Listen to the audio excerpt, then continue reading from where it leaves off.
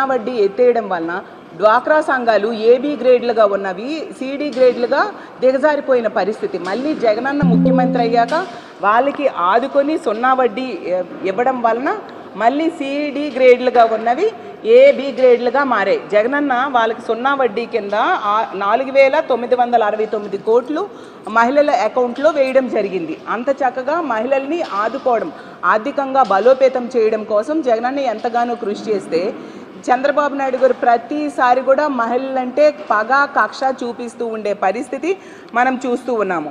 ఇప్పుడు ఇలా విద్యా రుణాలు పావలా వడ్డీకి ఇస్తామంటూ చెప్పడం ద్వారా మరి మేనిఫెస్టోలో మీరు చెప్పారు కదా పావలా వడ్డీ రుణాలు ఇస్తాను అని చెప్పి, అది 3,000 చెప్పారు. చూడండి, మీరు ఇచ్చిన మేనిఫెస్టో చంద్రబాబు నాయుడు గారు పవన్ కళ్యాణ్ గారు ఫోటోలతో ఇచ్చిన ప్రజాగలం మేనిఫెస్టోలో చెప్పారు కదా, స్వయం సహాయక సంఘాలకు వడ్డీ లేని రుణాలను 3 లక్షల నుంచి 10 లక్షల వరకు పెంచుతాను, పండగ కానుకలు పెళ్ళు కానుకలు పునరుద్ధరిస్తాను అని చెప్పారు కదా.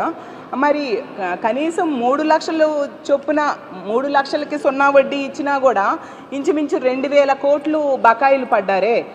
అవి కూడా ఈ రోజు వరకు కూడా ఒక్క రూపాయి కూడా వేయకుండా మోసం చేస్తూ పగ సాధిస్తూ ఉన్న వ్యక్తులు ఇప్పుడు పావలా వడ్డీకి ఇస్తాను విద్యా రుణాలు అని చెప్పడం ఎంతవరకు సమంజసం? డ్వాక్రా సంఘాలకి ఖచ్చితంగా సున్నా వడ్డీ అమలు చేసి తీరాల్సిందిగా మేము డిమాండ్ చేస్తూ ఉన్నాము. అలాగే తీసుకుంటే మేనిఫెస్టోని ఎంతసేపు చంద్రబాబు నాయుడు గారు ఎన్నికల టైంలో మేనిఫెస్టో కోసం ఎంతగానో ప్రచారం చేశారు, వాళ్ళ నాయకులు ఇంటింటికి వెళ్ళి ప్రచారం చేశారు, బహిరంగ సభల్లో చెప్పారు. ఇప్పుడు తీసుకుంటే ఆ మేనిఫెస్టోని మర్చిపోయిన పరిస్థితి మనం చూస్తూ ఉన్నాము. అసలు ఈ సున్నా వడ్డీ పథకం అనేది మహిళలకి ఎంతగానో ఆర్థికంగా తోడ్పాటును అందిస్తుంది. మీరు స్పెషల్ ఫ్లైట్స్లో వీకెండ్స్లో వెళ్ళి రెస్ట్ తీసుకుంటూ ఉంటారు కదా, దానికి ఖర్చు పెట్టే అనవసరమైన ఖర్చును తగ్గించుకొని ఈ సున్నా వడ్డీ కోసం ఉపయోగిస్తే ఖచ్చితంగా దీన్ని అమలు చేయడం చాలా సులభంగా ఉంటుందని తెలియజేస్తూ ఉన్నాను. దేశంలో తీసుకుంటే ఏ ముఖ్యమంత్రి కూడా చంద్రబాబు నాయుడు గారిలాగా స్పెషల్ ఫ్లైట్స్ని ఉపయోగించట్లేదు. వాళ్ళు నార్మల్ ఫ్లైట్స్లోనే ఎక్కడికి వెళ్ళాలన్నా వెళ్తూ ఉండే పరిస్థితి. ఒక్క చంద్రబాబు నాయుడు గారే ఏ పక్క రాష్ట్రానికి వెళ్ళినా పక్క దేశానికి వెళ్ళినా ఎక్కడికి వెళ్ళినా కూడా చంద్రబాబు నాయుడు గారు స్పెషల్ ఫ్లైట్స్నే వాడే పరిస్థితి మనం చూస్తూ ఉన్నాము. అంటే ఏ ముఖ్యమంత్రి చేయనిది ఒక్క చంద్రబాబు నాయుడు గారే ఈ దేశంలో ఇలా స్పెషల్ ఫ్లైట్స్ని ఉపయోగిస్తూ ప్రజాధనాన్ని దుర్వినియోగం చేసుకుంటూ ఉండే పరిస్థితిని ఈ రాష్ట్ర ప్రజలందరూ కూడా గమనించాలని తెలియజేస్తూ ఉన్నాను. అసలు 2,000 కోట్లు సున్నా వడ్డీ కింద ఎగనామం పెట్టారు. అది ఒక్క రూపాయి ఇవ్వకుండా ఇప్పుడు పావలా వడ్డీకి రుణాలు ఇస్తానని చెప్పడం ఏంటి?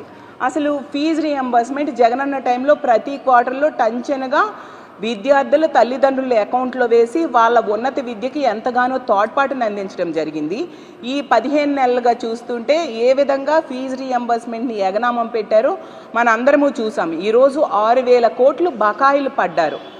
గతంలో జగనన్న విద్యార్థుల తల్లిదండ్రుల అకౌంట్లో ఫీజు రియంబర్స్మెంట్ వేస్తే ఇప్పుడు కాలేజీల అకౌంట్లో వేస్తామన్నారు. పోనీ ఏదో ఒకలాగా ఫీజు రియంబర్స్మెంట్ అనేది విద్యార్థులకి చేరితే చాలు అనుకునే సమయంలో ఇన్ని వేల కోట్లు 6,000 కోట్లు ఎగనామం పెట్టి పేద విద్యార్థులకు ఉన్నత విద్యను దూరం చేయడానికి కంకణం కట్టుకున్నట్టుగా మనకు కనిపిస్తూ ఉంది. పేద విద్యార్థుల్లో ముఖ్యంగా ఆడపిల్లలు చాలా ఎక్కువ మంది ఉన్నారు. వాళ్ళని ఈ విధంగా ఉన్నత విద్యకు దూరం చేయాలనుకోవడం ఎంతవరకు సమంజసం చంద్రబాబు నాయుడు గారు అని అడుగుతూ ఉన్నాను.